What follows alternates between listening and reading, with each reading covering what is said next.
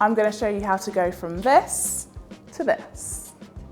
Hi guys, my name's Hayward. I'm head baker here at the Big Bakes. Today we're going to be talking through the assembly of this I Lava You cake. It's a really fun one, so stay tuned. So we are going to work through 5 key steps on how to make your volcano cake. So the first step is how to build it. So we have our 2 8-inch sponges right here as our base, and then we have 2 smaller 6-inch sponges. So we're going to get our turntable and our cake board, starting with one of our 8-inch cakes. We are going to apply a very thin layer of our lava-coloured buttercream. Just using our palette knife, spread it around to the edges. We don't want to put too much buttercream on because it's just going to be a bit tricky in the carving stage. So a nice thin layer. Then we're going to add our second layer just on top. You can always turn your turntable to make sure you're getting it level, but this is also a volcano cake, so you don't want it to look too perfect. I'm going to go in again with a bit of our lava-coloured buttercream, not too much.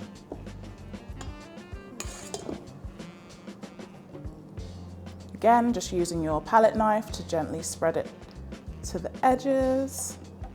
And then we're going to go in with one of our 6-inch sponges. A bit of buttercream on top. And then our final 6-inch. So this is our general shape that we have at the moment. Now comes the fun part, carving. Right, so for our volcano shape, we're obviously going for that sort of coned shape, and at the moment it's not looking very cone-like. So we're going to take our serrated knife and just gently apply pressure to the top part just to stabilize it, and then you're just going to go down in sort of diagonal cuts. You can keep your offcuts to the side because we are going to be using those. And then just turning your turntable, just really slowly, just going all the way around. Take it off. Again. Take it off. Don't worry about the crumbs, it's all part of it. And then we're just going to keep going around. Last little bit up top here. Right, so trust the process. Now what I will do is, again, using my small palette knife or offset spatula, I'm just going to go in with a little bit of buttercream just around this section right here. And what this is going to do is act as a bit of glue just to stick our offcuts that we've saved from earlier. And that's going to help build out our volcano shape a bit more. Right, so using our offcuts, just going to gently press it into the side there, going all the way around. So this is a really fun cake because it's not too much pressure on making it look perfect. Sort of the more realistic, the more rocky it looks, the better. So it's a really fun one, everyone can get involved. So we'll just go around with those offcuts, and it's also a good way not to waste the cake as well. So we're just going to go in a bit more. Right, so we're getting there, but I think it still needs a bit more carving done. So you can also get down to the level, give it a twist, see where it needs to come off a bit more. Don't worry about the mess. I'm going to just go down here. Going all the way around. It's best to work in smaller sections rather than sort of just hacking at it. That way you've got more control. You don't take off more than you want to. So just really gently going all the way around. to make it a bit narrower up top here. Again, we can save these offcuts, have a little tidy as you go along. These offcuts also work really well being mixed with some of our buttercream to make lava rocks for our decorative elements. So we are definitely going to save those. So again, just working our way around the cake. So as I was saying, yeah, the beauty of this is you can literally not stress about making it look perfect. We're just trying to get that domed, or coned rather, volcano shape to start with, and then we're going to crumb coat it in our chocolate buttercream. So we've got a chocolate sponge here, but you can make it any flavour that you like. Right, so once you're happy with your volcano shape, like I pretty much am, I think we'll go with that. I'm just going to scrape these off the board for now. You can move the cake slightly off-centre, so it gives you more sort of room to do decorative elements around the front, or you can have it right in the middle, it's up to you. I'm going to move mine back just slightly, so I've got a bit of room. Right, so that's our general shape. So our final part for shaping our volcano is to create just a small hole in the top part here. So using our small and sharp knife, we're just going to work around in a circle and then just lift the cake out. This is just going to hold our lava. You don't want to make it too deep, just a shallow hole at the top there. And that's our general shape done. Okay, now we're on to step 2, which is covering our volcano cake with our lovely chocolate buttercream. So I've got some chocolate buttercream here that I made earlier, and I've got my palette knife, and I'm just going to go in little sections, going around the cake, starting at the top, or the bottom rather, starting at the bottom, and just gently smoothing it up. Again, it doesn't have to be perfect. In fact, we don't want it to look perfectly smooth because that's a volcano, so a bit of texture is actually what we're after. So you don't want too thick of a layer, just a nice even thin coating all the way around. Again, just work in sections, create a bit of texture. So this step is made a lot easier if your buttercream is a nice pliable consistency. So you want to go for a sort of a mayonnaise-y texture, and then it just applies so much easier. So you can just work it with a food mixer, a hand blender, or your stand mixer. So we are almost there. Now just for this top bit, we're just going to work our way around this top bit just here. Smooth it. Now you don't have to put buttercream in that center part because it's going to have, yeah, we'll leave it. It's going to have the lava in there, so we can just work just up to the top part here and then leave that center bit exposed. So that's our general coverage. Okay, so step 3, now we're going to create our earth around the base of our volcano, and we're also going to use our cake crumbs to get our nice rocky, crummy texture around the outside. So a really cool tip for this grass effect, we're going to take some desiccated coconut, pop some of that into a bowl. We're going to take a bit of our green food colouring. I'm going to put a few drops of that in. We're going to take a bit of matcha powder if you have it. If not, you can just go with your green food colouring. I'm going to sprinkle that on, and then you're literally just going to get work in, giving it a nice little massage. So you're just distributing that colouring all throughout the desiccated coconut. It looks really good in terms of texturing.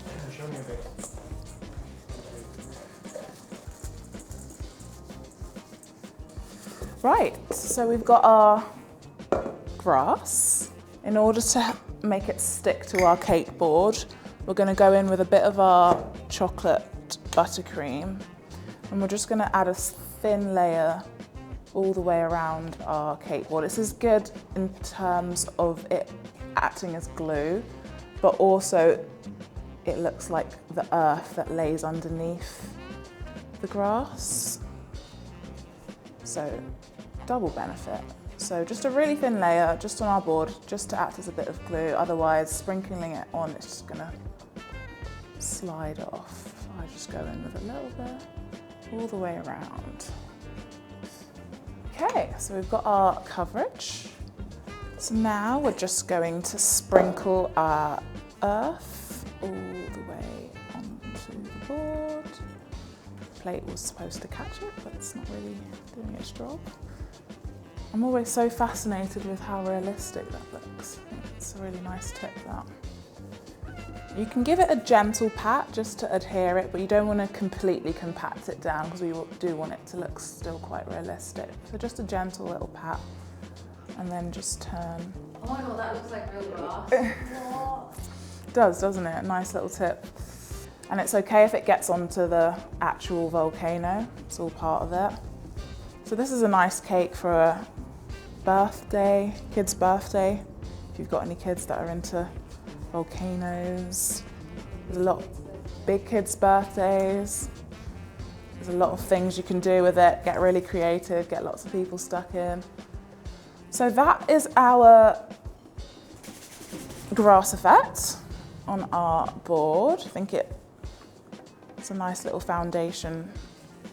So we're still on the same stage, but this time we're just going to add a bit of crumbs with our leftover offcuts to the outside of our volcano to give a nice little realistic touch. So for that, we're going to use our cake crumbs, all our trimmings from earlier, and we are also going to use some crushed Oreos. Oreos work really well because they look like rock when they're crushed up. So we're just going to go in with our crumb mixture, just gently applying it to the cake. You can go all the way up if that's the look that you're after. I'm just going to stick with just at the base, and it's okay if it comes down onto your board. We actually want that look. So just gently applying it to the outside of our cake, going all the way around. Right, now we are going to make some lava rocks. So we're going to take our lovely offcuts of cake, don't need that much, and then we're going to take our buttercream and we're going to mix in a dollop, and we're just going to work it together. So that's the sort of consistency that we want, just for it to come together. And then just grab a little bit, depending on the size of the rock that you're after. And then in your hand, you're just gonna mold it. So you want it to be irregular shaped because it's a rock, so you don't want a perfect ball. And then what I do just to finish it off and give it a bit more of a realistic look is just gently roll it in some of those dry crumbs that we had from earlier. And there you have it, one of our lava rocks. So then you can just place it either at the base, or you can go a bit higher. You can do varying sizes. So again, just grab a little clump, irregular shaped, and then go in with a bit of our crumbs. Bless you. Just gently rolling it in our dry crumbs. And then we're just going to place it onto our cake in varying places. Right, so we are going to move on to our fondant. So we're going to make some little marbled rocks to go around. So to do that, I'm just going to take some black fondant and some brown, clump it together, and we're just going to do a bit of twisting. So the idea is just to achieve a marbled appearance. You don't want it to be completely mixed together. And then you're just going to roll it. Again, you can give it some irregularity to the side. You don't want it to be perfectly smooth.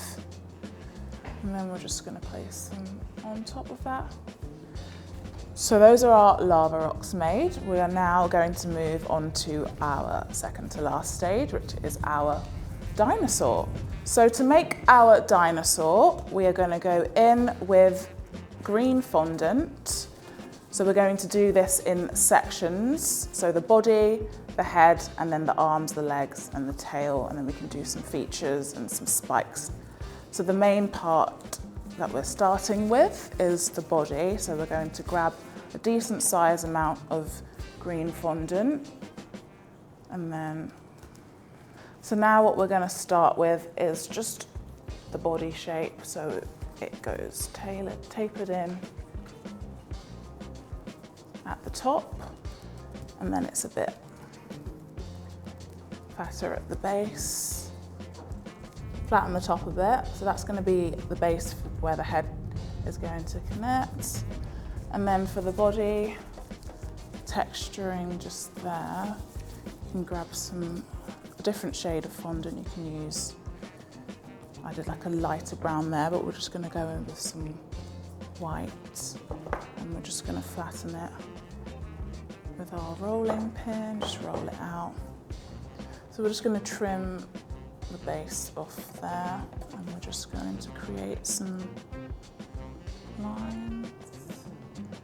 So you don't want to cut all the way through, you just want to use the base of the knife just to create some lines going all the way around. So this is CMC Tylose powder, and it's a little hack just to get your fondant to firm up quicker. So if you just add a little bit of your powder into your fondant, not too much.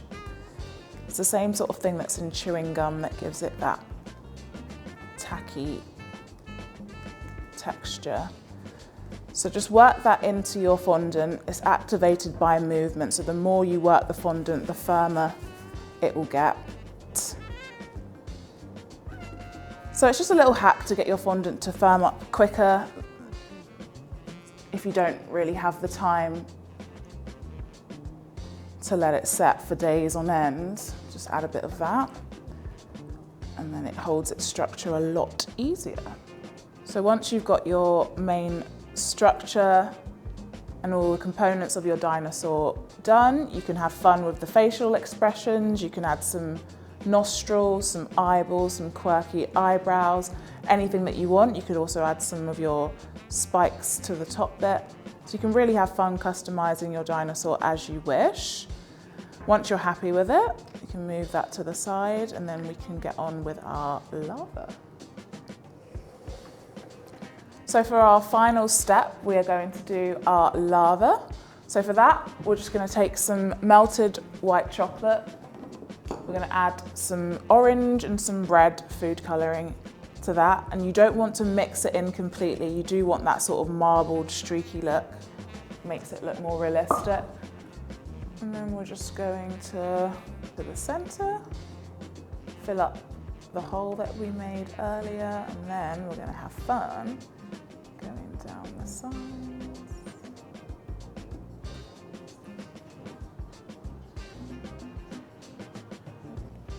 So for the colouring, it's best to go with an oil-based food colouring. It melts better with white chocolate, and it also gives you a really nice dripping consistency. I'm happy with that, so I'm just going to get this set in the fridge until we're ready for it.